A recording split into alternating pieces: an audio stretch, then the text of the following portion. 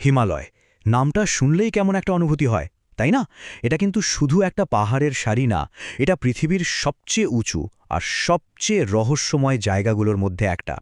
চলুন আজ আমরা এর গভীরে একটু ডুব দিই আর খুঁজে বের করি কেন এই পর্বতমালা যুগ যুগ ধরে মানুষকে এতটা টানে। কথাটা একদম সত্যি, তাই না? ভাবুন তো, হাজার হাজার বছর ধরে এর বিশালতা আর সৌন্দর্য মানুষকে মুগ্ধ করে রেখেছে। কিন্তু এই মুগ্ধতার পেছনে শুধু পাথর আর বরফ নেই, এর পেছনে জড়িয়ে আছে কত যে ইতিহাস, কত কিংবদন্তি। তাহলে প্রশ্নটা হলো, হিমালয়কে ঘিরে এত রহস্য কেন?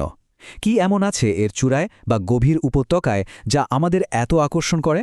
চলুন আজকের এই আলোচনায় আমরা ঠিক এই রহস্যের জট খোলার চেষ্টা করি, এক এক করে। তো আমাদের এই যাত্রার শুরুটা হবে হিমালয়ের ভৌগোলিক রহস্য দিয়ে, মানে এর বিশাল আকার আর দুর্গম প্রকৃতি কিভাবে রহস্যের জন্ম দিয়েছে প্রথমে সেটাই একটু দেখে নেওয়া যাক। একবার ভাবুন তো, এই যে আধুনিক প্রযুক্তির যুগ, স্যাটেলাইট, ড্রোন, এত কিছুর পরেও পৃথিবীতে এখনও এমন জায়গা আছে যেখানে মানুষের পাই পড়েনি। হিমালয়ের একটা বিশাল অংশ আজও একটা অজানা জগৎ হয়েই রয়ে গেছে। কারণটা হলো এর ভয়ঙ্কর আবহাওয়া, মানে সাংঘাতিক তুষারঝড়, বড় বড় চলমান গ্লেসিয়ার আর খুবই দুর্গম ভূখণ্ড।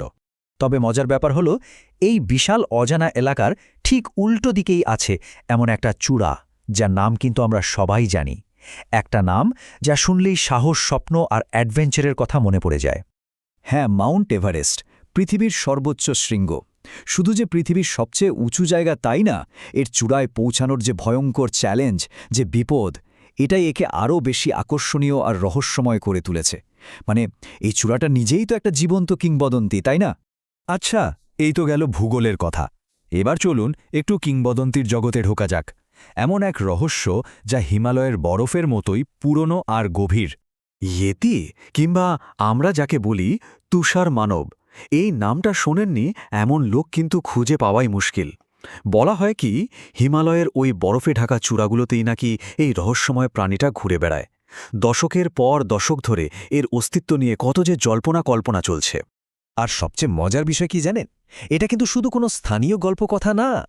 অনেক নামকরা অভিযাত্রী, তারা নিজেরা দাবি করেছেন যে তারা এই অদ্ভুত প্রাণীকে দেখেছেন বা অন্তত এর পায়ের ছাপ দেখেছেন। আর তাদের এই সব অভিজ্ঞতাগুলোই ইয়েতির গল্পটাকে আরও যেন সত্যি করে তুলেছে। ভূগোল, কিংবদন্তি, এসবের পর আমরা এখন আমাদের যাত্রার একেবারে চূড়ায় চলে এসেছি।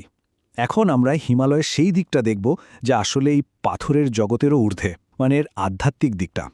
হিমালয় শুধু একটা পাহাড় না, এটা একটা পবিত্র জায়গা। বিশেষ করে হিন্দু আর বৌদ্ধ ধর্মে, এই দুই ধর্মেই কিন্তু একে দেবতাদের থাকার জায়গা হিসেবে দেখা হয়। মানে এটা বলতে পারেন বিশ্বাস আর সাধনার একটা দারুণ মিলনক্ষেত্র। যেমন ধরুন, হিন্দু পুরাণ অনুযায়ী দেবাদিদেব মহাদেব মানে শিব, তিনি কৈলাস পর্বতে ধ্যান করেন, আর এই কৈলাস কিন্তু হিমালয়েরই একটা অংশ। এই যে একটা গভীর পৌরাণিক যোগ, এটাই হিমালয়কে একদম অন্য একটা মাত্রায় নিয়ে গেছে। শুধু তাই না, এটাও বিশ্বাস করা হয় যে হিমালয়ের ওই সব দুর্গম গুহায় বহু সাধু সন্ন্যাসী শত শত বছর ধরে সাধনা করছেন।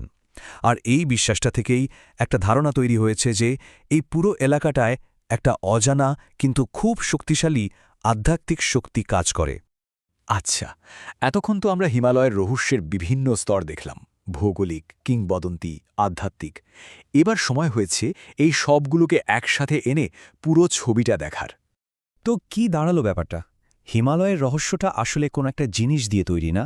এর যে বিশাল আনএক্সপ্লোর্ড এলাকা, ইয়েতির মতো কিংবদন্তি, এর গভীর আধ্যাত্মিক বিশ্বাস আর অবশ্যই পৃথিবীর সর্বোচ্চ চূড়া, এই সব কিছু মিলেই কিন্তু হিমালয়ের এই রহস্যের জালটা তৈরি হয়েছে। তাহলে শেষ পর্যন্ত প্রশ্নটা কিন্তু এটাই থেকে যায়, হিমালয়ের আসল রহস্যটা কি? এর বরফে ঢাকা চূড়ায় লুকিয়ে আছে, নাকি এই সমস্ত রহস্যের জন্ম আমাদের কল্পনা আর বিশ্বাস থেকে? হয়তো আসল উত্তরটা এই দুটোর মাঝামাঝি কোনো এক জায়গায় লুকিয়ে আছে।